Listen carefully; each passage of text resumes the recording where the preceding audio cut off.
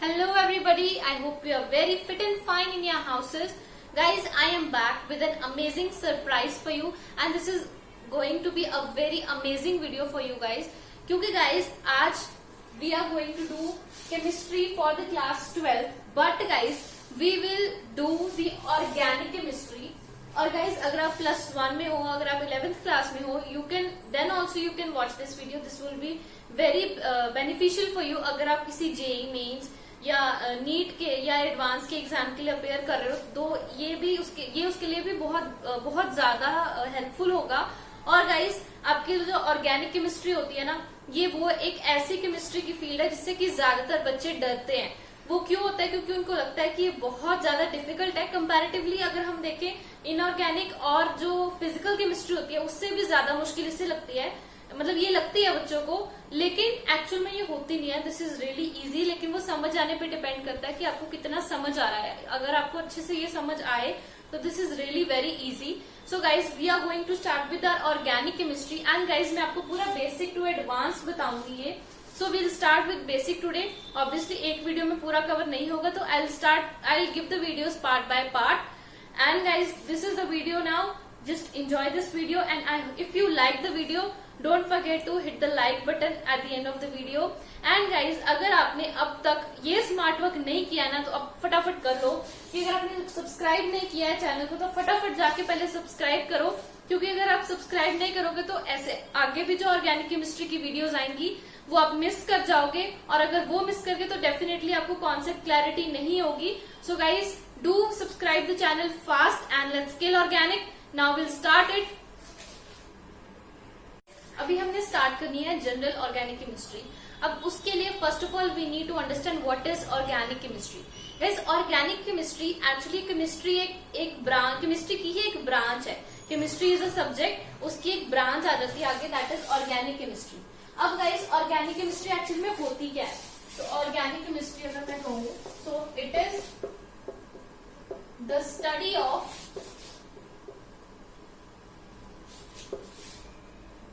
Hydrocarbons, या फिर मैं इसे ऐसे भी डिफाइन कर सकती हूँ कि the branch of chemistry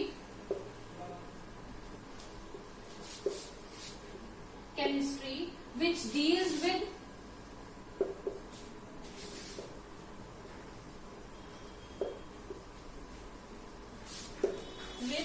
the hydrocarbons. Mainly इसके अंदर हाइड्रोकार्बन या फिर हम कह सकते हैं कार्बन कॉम्प्लेक्सेस या कार्बन कंपाउंड्स, और we can substitute this word with carbon complexes और carbon compounds. So this is what the organic chemistry is. Guys, अब आप सोचोगे what are hydrocarbons. If you are in 12th standard definitely आपको पता होगा कि hydrocarbons होते क्या है। Hydrocarbons are actually the compounds made up of hydrogen and carbon.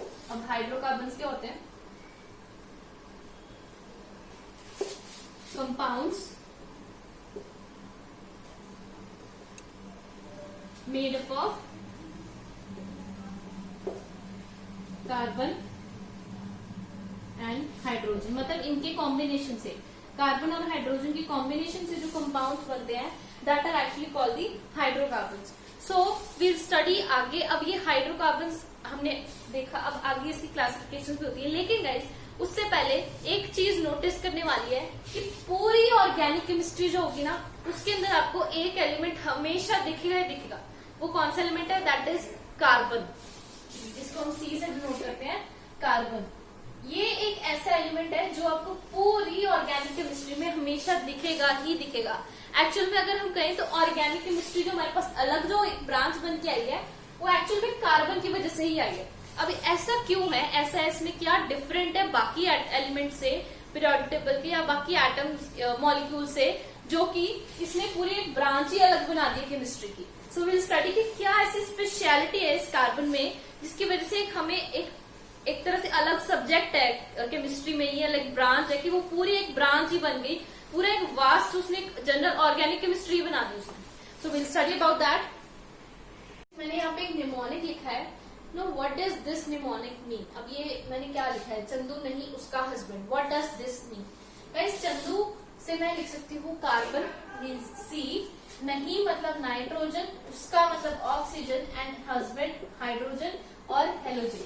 ये जो हेलोजन है इसमें क्या आता है, we can include fluorine, chlorine, bromine and iodine, ये हेलोजन होते हैं।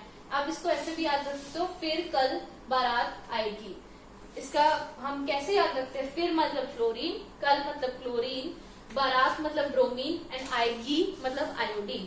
सो these are the halogen and hydrogen. अब गाइस ये तो एलिमेंट्स हो गए। अब number of bonds that each of them can form, कौन कितने बॉन्ड्स बना सकता है, कार्बन कितने बना सकता है, कार्बन 4 बॉन्ड्स बना सकता है, नाइट्रोजन 3 बना सकता है, ऑक्सीजन 2 बना सकता है और हाइड्रोजन ओनली 1 बॉन्ड बना सकता है। अब गाइस इससे हम एक तो ये चीज नोटिस कर सकते हैं कि जो कार्बन है ये एक्चुअली में मैक्सिमम नंबर ऑफ बॉन्ड्स बना रहा है, सबसे ज्यादा नंबर ऑफ बॉन्ड्स ये बनाता है, दैट आर 4।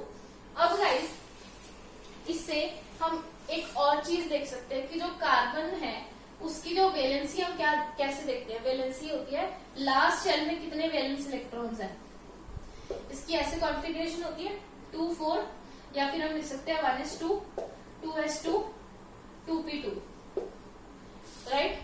ये भी कॉन्फ़िगरेशन होती है, ये भी कॉन्फ़िगरेशन होती है। तो यहाँ से आप देख सकते हो कितने इसके वैलेंस शेल में इलेक्ट्रॉन्स हैं, दैट आर एक्चुअली 4।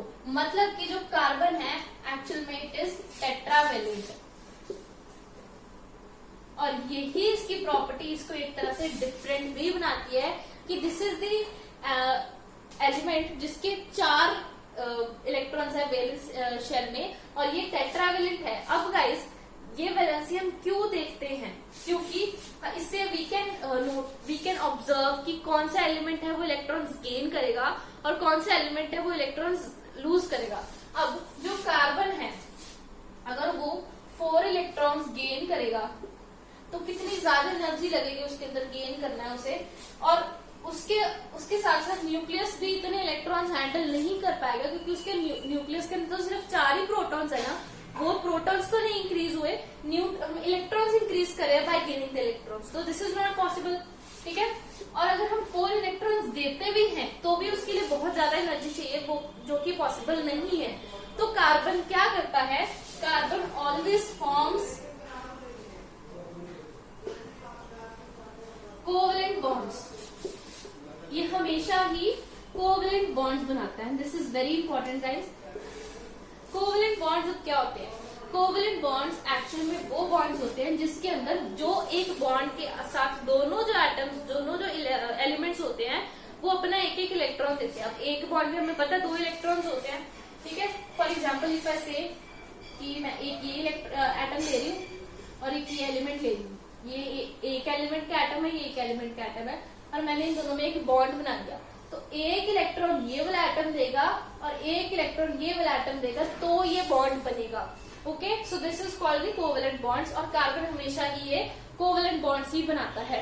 अब guys we have one thing more interesting and different than other elements for the carbon, that is catenation.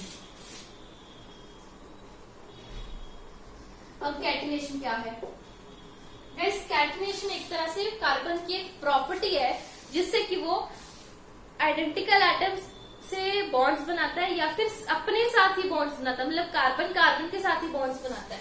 So we can write it as property of forming bonds with identical atoms और self linkage, property of self linkage, property of self linkage मतलब ये अपने साथ ही links बनाता है, अपने साथ ही chains बना लेता है। फॉर एग्जाम्पल जैसे मैं दे रही हूँ, आइडेंटिकल एटम्स का क्या मतलब होता है, आइडेंटिकल एटम्स का मतलब होता है कि सेम एटम्स, ठीक है। अब कैटिनेशन कैसे हो सकती है, सपोज मैं ये कार्बन की चेन बना रही हूँ, ठीक है। अब ये कार्बन की मैंने चेन बनाई, तो ये कार्बन है वो अपने ही साथ बॉन्ड बना रहा है, ठीक है। और गाइस एक और इसके अंदर डिफरेंट है, मैं ये नहीं कह रही कि सिर्फ कार्बन ही अपने साथ बॉन्ड्स बनाता है, नो गाइस, और भी एलिमेंट्स होते हैं जो बॉन्ड्स बनाते हैं। अब जैसे फॉर एग्जांपल हमारे पास S8 है, सल्फर ने अपने साथ साथ ही बॉन्ड बनाया, तभी उसके 8 एटम्स एक साथ में जुड़े और एसिड बना। अब फोस्फोरस है, फोस्फोरस P4 बन जाता है, उसने फोस्फोरस ने अपने साथ ही बॉन्ड बनाए, फोस्फोरस के एक एटम ने दूसरे एटम के साथ बॉन्ड बनाया, ऐसे 4 एटम्स ने एक साथ बॉन्ड बनाया, P4 बन गया। लेकिन गाइस इसके अंदर आपके पास रिस्ट्रिक्टेड नंबर होता है कि सिर्फ इतने नंबर ही, जैसे हम सल्फर अगर 16 बना रहे तो वो 2 मॉलिक्यूल्स बन जाते हैं, लेकिन हम सल्फर 12 बना सकते हैं? नहीं बना सकते। हम P3 बना सकते हैं? नहीं, P2 भी नहीं बना सकते। सो ये एक्चुअल में फिक्स्ड नंबर होता है। लेकिन गाइस जब हमने कार्बन चेन बनानी होती है या फिर जब कार्बन कार्बन के साथ लिंक करवाना होता है, तो we don't have any restriction, we can use as many carbon as we want. So ये एक डिफरेंट प्रॉपर्टी होती है, ये एक प्रॉपर्टी है जिसकी वजह से कार्बन बाकी एलिमेंट से थोड़ा डिफरेंट हो जाता है। सो आई होप ये आपको क्लियर है कि कार्बन बाकी एलिमेंट से क्यों डिफरेंट है और वो क्यों उसमें ऐसा क्या डिफरेंट था जिससे कि ऑर्गेनिक केमिस्ट्री की स्टार्टिंग हुई। So I hope this is clear and we'll move forward. So अभी guys we have the classification of hydrocarbons. HCs means hydrocarbons. So जो हमने हाइड्रोकार्बन्स पढ़ा कि वो क्या होते हैं, that are actually the compounds made up of hydrogen and carbon, मतलब उनकी कॉम्बिनेशन से जो कंपाउंड्स बनते हैं हाइड्रोजन और कार्बन के, that are called the hydrocarbons. अब गाइस जो हाइड्रोकार्बन्स होते हैं उनकी भी आगे क्लासिफिकेशंस होती है। There are many types of hydrocarbons. For example मतलब फर्स्ट टाइप जो हमारे पास होता है that is actually open chain hydrocarbon, जिसको हम कह देते हैं एसाइक्लिक हाइड्रोकार्बन या नॉन साइक्लिक, जिसको आप याद रखने के लिए बोल सकते हो, वैसे इट्स कॉल्ड एसाइक्लिक। सो ये कौन से हाइड्रोकार्बन्स होते हैं, मतलब जो कि एक स्ट्रेट चेन, ब्रांच चेन बना सकते हैं लेकिन वो रिंग नहीं बना सकते, they can not form a ring. ठीक है, for example if I say this, I am not completing the bonds, I am just trying to make you clear. अब ये जो बना रही हूँ, this is not actually a ring, ये भी रिंग नहीं है, ये भी रिंग नहीं है, लेकिन ये चेन्स है। ठीक है, ये स्ट्रेट चेन है, ये ब्रांच है, वो अलग अलग टाइप्स आ रहे थे इसके, लेकिन एक्चुअली में ये रिंग नहीं बना रहे हैं। और दूसरा जो हमारे पास टाइप आता है that is close chain.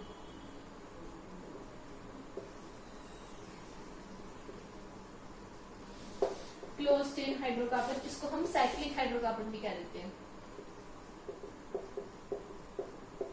Alright, तो साइक्लिक हाइड्रोकार्बन, अब इसके अंदर क्या होता है, इसके अंदर एक्चुअल में एक रिंग बनती है। For example if I say this, yes, और इफ आई से दिस, ये भी एक रिंग है, राइट। अब ये रिंग्स तो कंप्लीट हो रही है, लेकिन ये चेन्स भी हैं और ये क्लोज्ड भी हैं और ये साइक्लिक है, मतलब अगर हम इसे यहाँ पे ले, इस कार्बन को यहाँ पे ले तो कोई फर्क नहीं पड़ेगा। This is actually this cyclic. So I hope this is clear कि ये क्या होते हैं, ओपन चेन कौन सा होता है और क्लोज चेन कौन सा होता है। अब इनके आगे फर्दर टाइप्स होते हैं। अब ओपन चेन के भी 4 टाइप्स होते हैं। अब ये कौन से होते हैं, पहला हमारे पास आ जाता है straight chain. Straight chain hydrocarbons. अब ये कौन से कार्बन होते हैं जिसके लिए बिल्कुल स्ट्रेट चेन, जैसे ये वाला है, जैसे इफ आई से दिस, ये बिल्कुल स्ट्रेट चेन है, यहाँ पे कोई ब्रांच नहीं लग रही, कोई रिंग नहीं बन रही, कुछ नहीं हो रहा। अब गाइस ये एक और जो दूसरी टाइप आती है हमारे पास, वो होती है ब्रांच चेन हाइड्रोकार्बन्स। अब ये कौन से होते हैं, ये जिसके अंदर हम ब्रांचेस लगाते हैं। फॉर एग्जाम्पल दिस, ये एक्चुअल में एक ब्रांच है। अब ये वाली स्ट्रेट चेन ऊपर बन रही है, लेकिन उसके साथ एक ये ब्रांच भी तो लगी है ना। सो this is what is branch chain hydrocarbon. अभी एक हमारे पास आ जाता है saturated hydrocarbon. This is very important.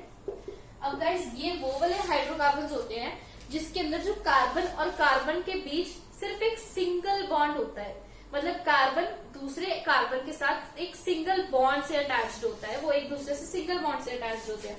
जैसे जो कार्बन, अब आप देखो ये सारे कार्बन एक दूसरे से सिंगल बॉन्ड से अटैच्ड है, चाहे मैं ये ले रही हूँ चाहे मैं ये ले रही हूँ, ये सारे एक्चुअल में सिंगल बॉन्ड कार्बन से है ना, चाहे वो ब्रांच चाहे वो, एक्चुअल में इन सब में सिंगल बॉन्ड ही है ना। ये इस कार्बन से सिंगल बॉन्ड में, ये इस कार्बन से सिंगल बॉन्ड, ये इस कार्बन से सिंगल, ऐसे ये सारे सिंगल बॉन्ड से कनेक्टेड है। So these are called the saturated hydrocarbons.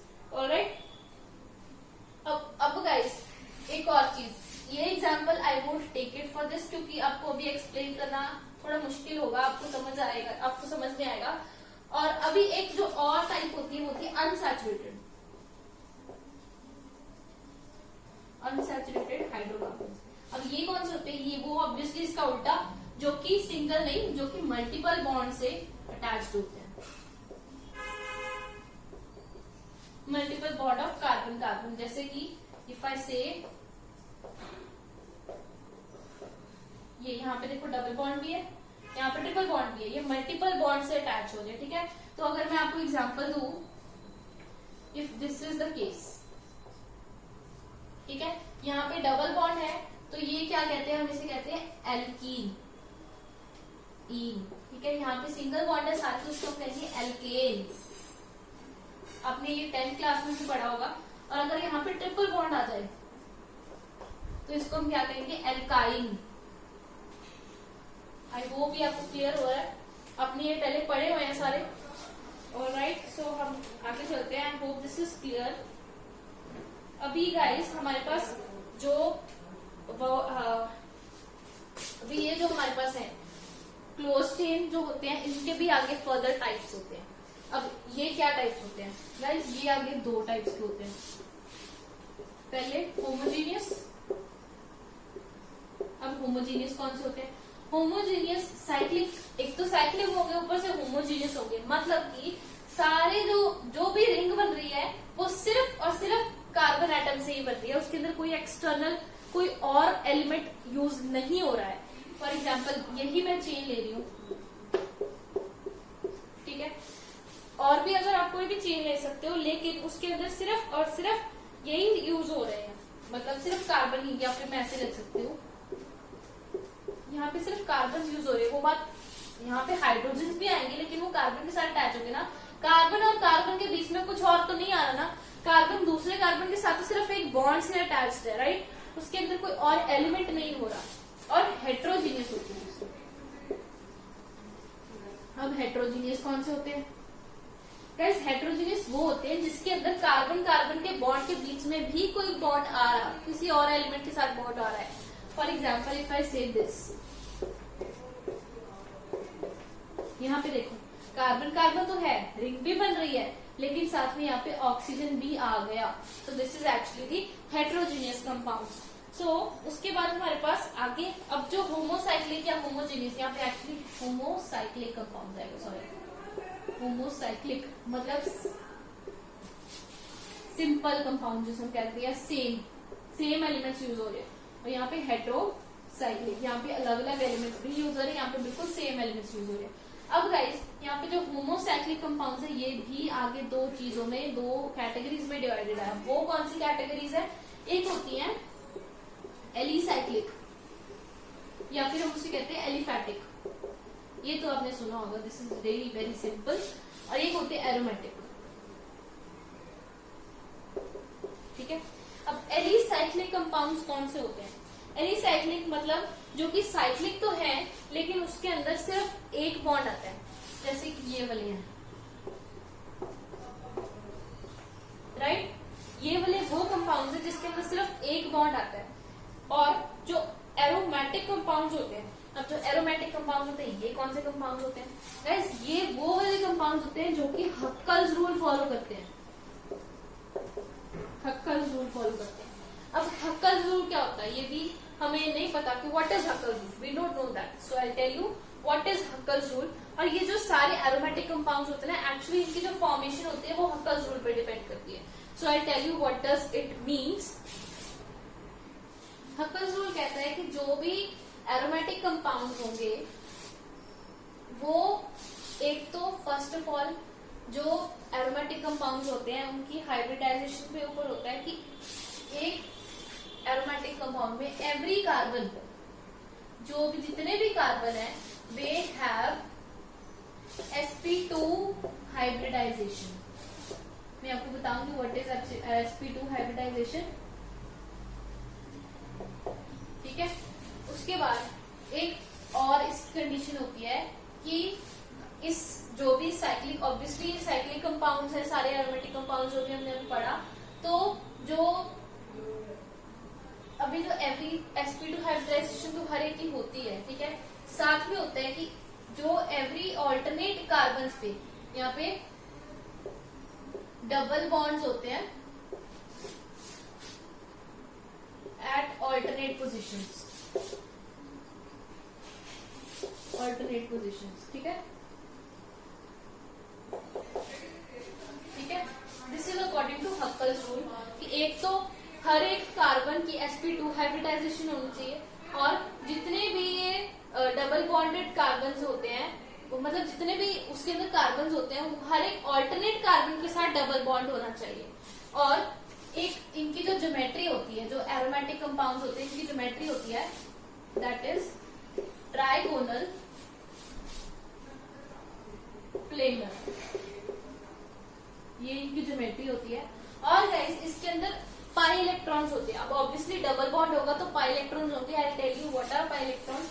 इसके अंदर 4n+2 पाई इलेक्ट्रॉन्स प्रेजेंट होते हैं। So this is what is the requirement of Huckel rule. और ये जो एरोमेटिक कंपाउंड्स होते हैं ये इसको फॉलो करते हैं। अब हम देखते हैं कि एरोमेटिक कंपाउंड्स क्या होते हैं। For example guys, if I am making this,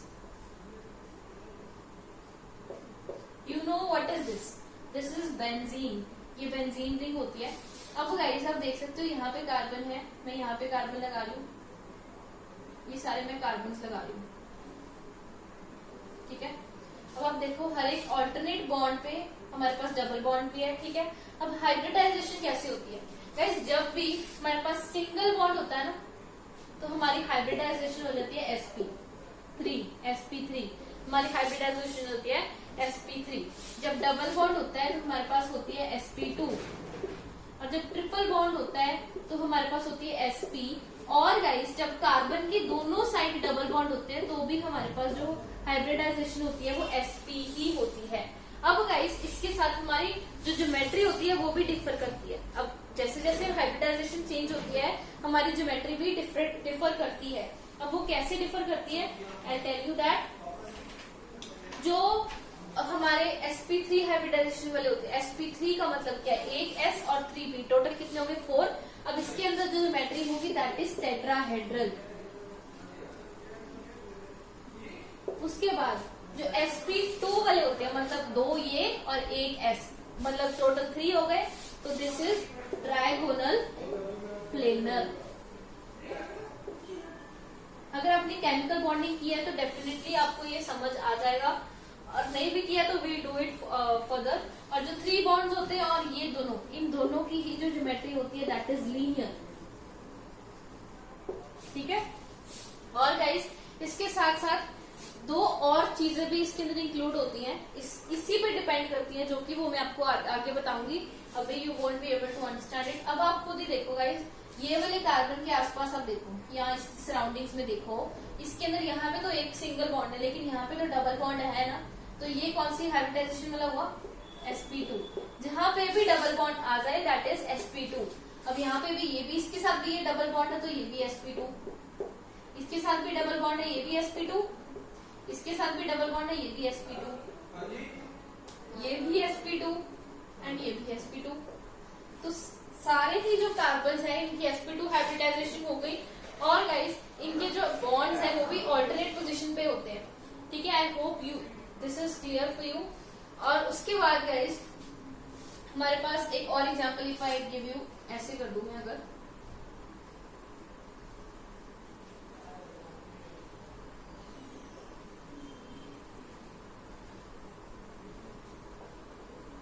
this is the shape that I make, मतलब ये मेरे पास एक हाइड्रोकार्बन आ गया, यस। तो ये भी जो सारा है this is also that sp2, इसकी जो हर एक कार्बन है आप देख सकते हो sp2 हाइब्रिडाइज है। यहाँ पे मतलब अगर कार्बन होती है वो यहाँ पे होती है, ये जो एंड पॉइंट्स, जो कॉर्नर्स होते हैं, यहाँ पे कार्बन होते हैं। और गाइस ये सारे ही sp2 हाइब्रिडाइज है। और ये जितने भी है इनके अंदर आप देख सकते हो ऑल्टरनेट बॉन्ड्स होते हैं, ऑल्टरनेट डबल बॉन्ड्स होते हैं। और यहाँ पे जितने भी मतलब जो भी इनकी ज्योमेट्री होगी वो ट्रायंगुलर प्लेनर होगी। इस कार्बन के अकॉर्डिंग ट्रायंगुलर प्लेनर, इसके अकॉर्डिंग ऐसे, इसके अकॉर्डिंग ट्रायंगुलर प्लेनर, इसके अंदर ट्रायंगुलर प्लेनर, इसके अंदर भी। तो इनको सबको मिला के जो कंपाउंड बनता है that is the benzene. Okay, so I hope this is clear for you. अब गाइस ये तो हमारे पास हो गया। अब we have, I hope this is clear to you. आपने ये नोट किया इफ नहीं किया प्लीज जल्दी करिए, इसको वीडियो को पॉज करके कर लेना क्योंकि this is really very important. Now we have something else to do and which is very interesting. So I hope you have noted it down. अभी गाइस हमारे पास कैरेक्टरिस्टिक्स है कुछ ऑर्गेनिक कंपाउंड्स की. इनकी भी कुछ कैरेक्टरिस्टिक्स होती है, इनके अंदर कुछ स्पेशलिटीज होती है जिसको हम कह सकते हैं. तो फर्स्ट हमारे पास जो कैरेक्टरिस्टिक्स होती है, जो फर्स्ट कैरेक्टरिस्टिक जो हमारे पास है कि ये जो ऑर्गेनिक कंपाउंड्स कौन से होते हैं. एक्चुअली ये कंपाउंड्स होते हैं compounds of carbon with hydrogen, oxygen, nitrogen, then fluorine, chlorine, bromine and iodine. ये मैंने कैसे लिखा, जैसे मैंने किया था चंदू नहीं उसका हस्बैंड. पहले तो ये हो गया हस्बैंड के साथ, फिर ये सारे हेलोजेंस भी थे. So these are actually the compounds, these are actually elements जिसके साथ कार्बन जुड़ के अपने कंपाउंड्स बनाता है सारे, जो कि ऑर्गेनिक कंपाउंड्स होते हैं. अब गाइस जो ऑर्गेनिक कंपाउंड्स होते हैं they are actually generally found in living organisms. जितने भी होते हैं ये सारे लिविंग ऑर्गेनिज्म में ही मिलते हैं. जितने भी जो ऑर्गेनिक कंपाउंड्स होते हैं ये सारे ही एक्चुअल में जो लिविंग ऑर्गेनिजम्स होते हैं, मोस्टली सारे नहीं मैं बोलूंगी, मोस्टली लिविंग ऑर्गेनिजम्स में मिलते हैं. जैसे कि हमारी बॉडी के अंदर प्रोटीन्स होते हैं, वाइटामिन होते हैं, एंजाइम्स होते हैं, ये सारे एक्चुअल में ऑर्गेनिक कंपाउंड्स ही होते हैं. So I hope this is clear. अब नेक्स्ट जो हमारे पास कैरेक्टरिस्टिक आती है कि ये किस किस स्टेट में एग्जिस्ट करते हैं. जो ऑर्गेनिक कंपाउंड्स हैं they exist in solid, liquid and gaseous state. मतलब कि all states, in short all states, all states of matter में वो एग्जिस्ट करते हैं. ये सॉलिड भी होते हैं, लिक्विड भी होते हैं और गैसियस भी होते हैं. अब guys the next property that we have कि क्योंकि अब हमने जैसे पढ़ा कि कार्बन जो है एक्चुअल में वो टेट्रावेलेंट कंपाउंड है, तो वो कोवेलेंट बॉन्ड बनाता है. सो ये सारे ऑर्गेनिक कंपाउंड जो होते हैं being covalent, because they are covalent they have low melting point. Guys ये चीज याद रखने वाली क्योंकि ये बहुत कंफ्यूज होते हैं हम. Melting point and boiling point, इसके अंदर हम बहुत कंफ्यूज होते हैं मोस्टली कि जो ऑर्गेनिक कंपाउंड्स हैं उनका मेल्टिंग पॉइंट और बॉइलिंग पॉइंट लो होता है. वो क्यों होता है? क्योंकि वो कोवेलेंट बॉन्ड्स हैं, उनके बॉन्ड्स इतने स्ट्रॉन्ग नहीं होते हैं और इसलिए उनके जो मेल्टिंग पॉइंट और बॉइलिंग पॉइंट होते हैं वो लो होते हैं, they are not very high. और उसके बाद अब इनकी कंडक्टिविटी में आता है कि they are very poor conductors of electricity. वो पुअर कंडक्टर्स होते हैं क्योंकि वो क्यों होते हैं? क्योंकि हमने पढ़ा कि उनका मेल्टिंग पॉइंट और बॉइलिंग पॉइंट लो होता है, तो इसलिए वो पुअर कंडक्टर्स होते हैं इलेक्ट्रिसिटी के. और उसके बाद they are volatile in nature.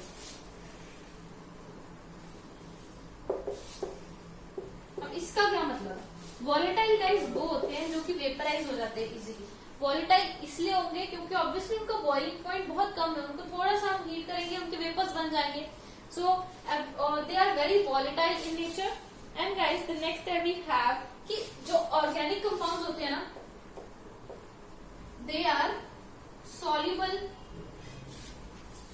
In organic solvents. अब आप देखो कि ऑर्गेनिक सॉल्वेंट्स में वो सॉल्युबल होते हैं. अब ऑर्गेनिक सॉल्वेंट्स जैसे कि CCl4, कार्बन टेट्राक्लोराइड, ये एक ऑर्गेनिक सॉल्वेंट होता है. सो जो ऑर्गेनिक कंपाउंड्स होते हैं वो जनरली ऑर्गेनिक सॉल्वेंट्स में ही सॉल्युबल होते हैं. They are not soluble in non organic solvent. जैसे कि हम वाटर क्या करते हैं तो they are not much soluble in that. और गाइस एक बहुत ही इंपॉर्टेंट कैरेक्टरिस्टिक जो आता है कि दे ऑल हैव ऑल ही मैं बोलूंगी, कुछ के पास नहीं भी होता है, लेकिन most of them have distinct odour and colour. Odour का मतलब होता है स्मेल, और उनके कलर्स जो होते हैं वो भी डिफरेंट होते हैं बाकी कंपाउंड्स. जैसे अगर हम इनऑर्गेनिक में देखते हैं या फिर फिजिकल कंपाउंड्स जो होते हैं हमारे पास या मतलब डिफरेंट जो इनके कार्बन कंपाउंड्स को छोड़ के जो हमारे पास कंपाउंड्स होते हैं उनकी डिस्टिंक्ट कलर या स्मेल नहीं होती है, लेकिन इनकी होती है, they have distinct order and colour, और इसी की वजह से ये स्पेशल भी हो जाता है और इनको रिकॉग्नाइज करना भी इजी हो जाता है। इनको हम देख पाते हैं कि ये किस तरह के हैं compounds, we can notice them. So I hope this is clear to you. So we move forward, you can note the characteristics.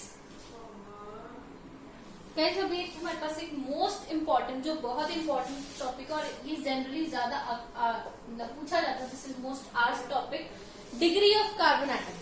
अब हम जब ऑर्गेनिक कंपाउंड्स पढ़े तो हमें ये तो पता है कि ऑलमोस्ट हर एक कंपाउंड में, almost every compound of the organic chemistry has carbon in it, तो हमें डिग्री पूछा जाता है। अब डिग्री क्या होती है कार्बन की? अब गाइस 4 तरह की डिग्रीज होती है। हम कहते हैं 1 डिग्री कार्बन, यहाँ पे C means carbon, 2 degree carbon, 3 degree carbon या 4 डिग्री कार्बन। अगर इसको थोड़ा सा एलिगेंट वे से हम बोलते हैं, so they are primary carbon, secondary carbon, then tertiary, 3 degree means tertiary and 4 degree means quaternary.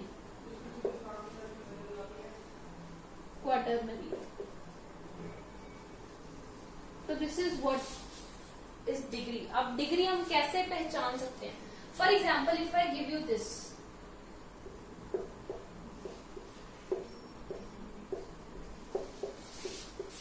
For example अगर मैं आपको ये दे रही हूं एज योर आंसर या एज योर कंपाउंड, ये हमारे पास कार्बन कंपाउंड है। अब गाइस मैंने इसके अंदर H नहीं लगाया, we don't need to do that अभी। उसके बाद एक ट्रिक बताऊंगी, वो उसके लिए, उससे आप बहुत इजीली कर पाओगे। अब देखो डिग्री कैसे हमें पता चलती है? Degree is actually the number of carbons to, जितने नंबर ऑफ कार्बन्स के साथ एक कार्बन अटैच्ड है वो उसकी डिग्री है।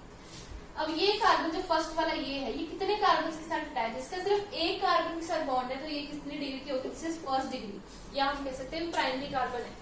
उसके बाद ये वाला जो ये वाला कार्बन है, दिस वन, इसकी 4 क्या, ये इससे भी कनेक्टेड है, इससे भी कनेक्टेड है, इससे भी, तो ये 4 कार्बन एटम से इसने कनेक्शन बनाया है, इसके 4 कार्बन एटम से बॉन्ड्स बने हैं, तो ये 4 डिग्री है। अब आप देखो पहले 1 डिग्री वाले सॉर्ट कर देते हैं। इसका भी इसी से है तो 1 डिग्री, अब इसका भी इसी से है 1 डिग्री, इसका सिर्फ इससे है, इसका भी जैसे सिर्फ इससे है तो ये भी 1 डिग्री हो गया। और कौन है? ये भी, इसका भी सिर्फ इसी से और इसका भी सिर्फ इसी से, ये 1 डिग्री कार्बन हो गए सारे, राइट। अब देखो ये जो कार्बन है इसका एक इससे बन रहा है और एक इससे बन रहा है, तो ये कितने हो गए? 2 कार्बन हो गए ना, तो इसकी 2 डिग्री।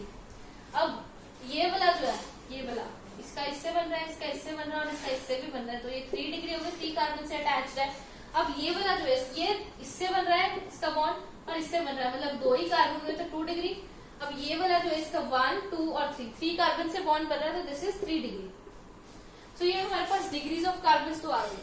अब एक छोटी सी ट्रिक भी है कि अगर हम इसके बॉन्ड्स कंप्लीट कर दें, क्योंकि हमें जनरली एग्जाम में बॉन्ड्स के साथ भी होते हैं और वो कंफ्यूजिंग हो जाता है कंप्लीट करने के लिए, मतलब वो उसका आंसर देने के लिए। तो यहाँ पे कोई CH3 एक बॉन्ड है, यहाँ पे भी CH3, यहाँ पे 3 बॉन्ड्स ऑलरेडी कंप्लीट है, एक H आ जाएगा।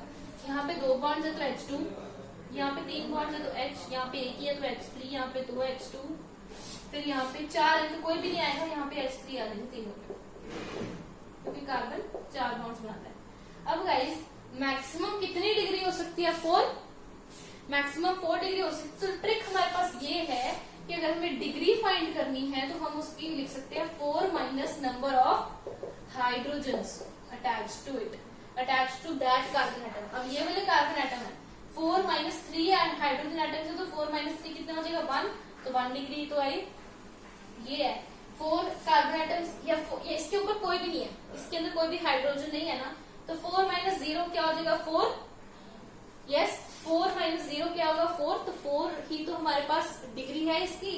अब यहाँ पे देख लो, इसके अंदर सिर्फ एक हाइड्रोजन एटम अटैच्ड है, तो हम क्या करेंगे? 4 माइनस 1 हमारे पास 3 आ जाएगा, तो 3 तो इसकी डिग्री है। तो इजंट दिस इजी? अगर आपको वैसे नहीं पता चल रहा, you can just subtract the number of hydrogens that are attached to that carbon atom, और वो उस कार्बन एटम की डिग्री होगी। So I hope this is clear to you. So I move forward. अभी गाइस हमारे पास कुछ और तरह के कार्बन भी होते हैं, जैसे अल्फा कार्बन, बीटा कार्बन या गामा कार्बन। अब ये क्या होते हैं, ये कौन से कार्बन होते हैं, हमें कैसा पता चलेगा एक कंपाउंड में कि ये अल्फा कार्बन है, ये बीटा या गामा है। तो गाइस अगर हमारे पास एक कार्बन चेन है, for example this is the carbon chain, और इसके साथ हमारे पास एक फंक्शनल ग्रुप लगा है, that is the alcoholic group, जिसको हम अल्कोहल बोलते हैं, OH अल्कोहल को सिंबल करता है। सो यहाँ पे जो फंक्शनल ग्रुप के साथ दैट फर्स्ट कार्बन एटम है वो होगा अल्फा कार्बन एटम, उसके साथ वाला जो होगा दैट इज बीटा, एंड उसके साथ वाला जो होगा that is gamma. So I hope this is clear कि अल्फा, बीटा और गामा कार्बन कौन से होते हैं। Now guys here comes a very important topic, I tell you what it is. अब गाइस हमारे पास पहले बॉन्ड्स क्लासिफिकेशन की, हमें मतलब bonds, number of bonds count करने के बहुत क्वेश्चंस आते हैं, जैसे कि how many sigma bonds does a carbon compound दिया हुआ है, इसके पास कितने सिग्मा बॉन्ड्स है, या फिर इसमें कितने पाई बॉन्ड्स है, ये पूछा जा सकता है। सो उसके लिए you just need to remember, या उसकी हाइब्रिडाइजेशन पूछी जाती है, तो आपको एक टेबल याद करना है उसके लिए, दैट इज वेरी इजी। यहाँ पे हमने लिखा बॉन्ड्स, ठीक है, यहाँ पे hybridization, then we have geometry, percentage as character, and that's it, and angle, sorry इसके बाद आएगा angle, and then percentage as character, this will be easier to memorize। अगर हमारे पास सिग्मा मतलब सिर्फ एक बॉन्ड है तो वो क्या होगा, वो होगी हाइब्रिडाइजेशन sp3, और इसकी ज्योमेट्री होगी टेट्राहेड्रल। इसका जो एंगल होता है गाइस, इसका एंगल होता है 109 डिग्रीज एंड 28 मिनट्स। अपने फिजिक्स में क्या होगा, डिग्रीज और मिनट्स को डिफरेंशिएट करना, आई hope you know this. And इसके अंदर एस कैरेक्टर कैसे ढूंढना है। अब गाइस देखो यहाँ पे एक एस है और 3 पी है, टोटल हमारे पास 4 चीजें हैं। फॉर एग्जांपल अगर मैं 100% लेती हूँ, 100% मेरे पास 100% में से मेरे पास 3 पीज है और एक ही एस है, तो 100 का मतलब ये 1/4 हो गया इसका, तो 1/4 कितना होता है 25, तो यहाँ पे आ गई 25%, ठीक है। अब यहाँ पे मेरे पास डबल बॉन्ड है और मेरे पास यहाँ पे है sp2। हमारे पास हाइब्रिडाइजेशन हमेशा जो डबल बॉन्ड होता है उसकी हाइब्रिडाइजेशन होती है sp2, तो उसकी जो ज्योमेट्री होती है that is trigonal bipyramidal, trigonal planar, sorry trigonal planar. अब इसके अंदर जो हमारे पास एंगल होता है दैट इज 120 डिग्री। ये एंगल्स किस चीज के, ये एंगल्स है कार्बन और कार्बन सेंट्रल एटम से जो बॉन्ड्स बनते हैं उनके बीच में कितना होता है। जैसे सपोज अगर मैंने ऐसे बनाया तो इसके बीच में कितना एंगल है, इसके बीच में कितना है, कार्बन के साथ जो हाइड्रोजन लगे होते हैं उनके बीच में, या जो भी फंक्शनल ग्रुप्स कुछ भी लगा होता है उनके बीच में कितना एटम, कितना एंगल है, दिस इज द एंगल। और अब यहाँ पे देखो 2 है ये P और 1 S है, तो इतनी कितनी परसेंटेज हम निकाल सकते हैं, ठीक है। तो मतलब ये 1/3 टाइम होगी ना, तो ये होगी 33.3%। उसके बाद वी हैव ट्रिपल बॉन्ड, तो इसकी sp होती है और इसकी ज्योमेट्री मैंने आपको पहले भी बताया इसकी लीनियर होती है, और इसके अंदर जो हमारा एंगल होता है दैट इज 180 डिग्री, और इसके अंदर ऑब्वियसली एक ही p है, एक ही s, दिस इज 50%। अब गाइस हमारे पास एक और आता है, जैसे मैंने आपको बताया कि कार्बन के दोनों साइड जब डबल बॉन्ड होते हैं, अब ये कौन से कार्बन होते हैं, इसको हम कहते हैं एलीन्स। जैसे ये होते हैं एल्केन्स, ये होते हैं एल्काइंस, सॉरी एल्कीन्स, ये होते हैं एल्काइंस, एंड दीज आर एलीन्स, ये वाले एलीन्स। अब इनकी भी जो हाइब्रिडाइजेशन होती है वो sp ही होती है, ये भी लीनियर ही होते हैं, इनका भी 180 डिग्री ही होता है और ये भी 50% ही होता है इसके character. So I hope this is clear to you. अब गाइस मैंने आपको ये क्यों बताया, क्योंकि इसके साथ हमें एक हेल्प मिलेगी। एक तो गाइस सबसे पहले हमें जो हाइब्रिडाइजेशन पूछी जाती है ना, फॉर एग्जांपल अगर मैं आपको क्वेश्चन दे रही हूँ, आपके पेपर में क्वेश्चन आया कि find the hybridization of methane, ethene and ethylene या ethyne, it's the same, ethylene या ethyne it's the same, okay. So methane क्या होता है, इट इज CH4, ठीक है। अब CH4 मतलब कि C के आसपास 4 बॉन्ड्स है, दिस इज एक्चुअली CH4। अब गाइस ये जो है इसके अंदर 4 लगे हुए हैं ना, तो ये होगा sp3। इसके अंदर सारे ही सिंगल बॉन्डेड है, इसके अंदर कोई डबल बॉन्ड तो नहीं आ रहा, ना ट्रिपल बॉन्ड आ रहा है ना इसके आसपास कोई बॉन्ड आ रहा है, तो ये इसके हाइब्रिडाइजेशन हमें सीधा ही पता लग गया, दिस इज sp3। उसके बाद हमारे पास आता है इथीन। इथीन क्या होता है guys? This is CH2 double bond CH2।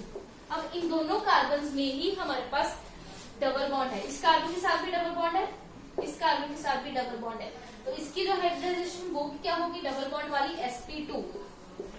दोनों कार्बन की हम ऐसे लिख सकते हैं sp2 बॉन्ड sp2, मतलब कि दोनों कार्बन की ही हमारे पास हाइब्रिडाइजेशन क्या है? sp2। उसके बाद हमारे पास इथाइन आना था, जिसके अंदर हमारे पास आना था triple bond CH, triple bond CH। यहाँ पे भी अब आप देखो ट्रिपल बॉन्ड के लिए क्या है? sp bond sp। ठीक है, अब एक लास्ट टॉपिक जो हम आज डिस्कस करेंगे, that is actually the bonds. अब बॉन्ड्स कैसे हमें पता लगेगा? हम कह देते हैं, अगर हमें क्वेश्चन आ जाता है कि find the number of sigma bonds and pi bonds in a compound. अब पाई बॉन्ड और सिग्मा बॉन्ड्स क्या होते हैं गाइस? जो ये सिंगल, डबल और ट्रिपल बॉन्ड्स होते हैं ना, ये एक्चुअल में कैसे होते हैं? अगर हमारे पास सिंगल बॉन्ड होता है ना, हर एक बॉन्ड में कोई भी, अगर वो डबल है, ट्रिपल है, या कोई भी बॉन्ड है ये चारों में से, या कोई भी और भी कोई भी बॉन्ड है, उसके अंदर हमेशा एक सिग्मा बॉन्ड होता ही होता है हमेशा। तो अगर एक बॉन्ड है मतलब एक सिग्मा बॉन्ड है, 0 पाई बॉन्ड्स है। ठीक है, अब सपोज मैंने ये डबल बॉन्ड बनाया, अब इसके अंदर एक सिग्मा बॉन्ड तो है ही, मतलब ये तो गया, एक सिग्मा बॉन्ड गया, दूसरा क्या बचा? दूसरा क्या होगा? Pi bond. 1 पाई 1 सिग्मा हो जाएगा। अब मैं 3 पाई बॉन्ड्स बना रही हूँ, तो एक बॉन्ड यहाँ से गया, ये हो गया सिग्मा बॉन्ड, और दो जो बचे वो हो गए 2 पाई बॉन्ड्स। ठीक है, तो ये एक्चुअल में आपको पता होना चाहिए कि डिफरेंशिएशन पाई बॉन्ड और सिग्मा बॉन्ड की कैसे होती है, कि हर एक कंपाउंड में एक सिग्मा बॉन्ड तो होता ही होता है। अब अगर मैं आपको एग्जांपल दूं,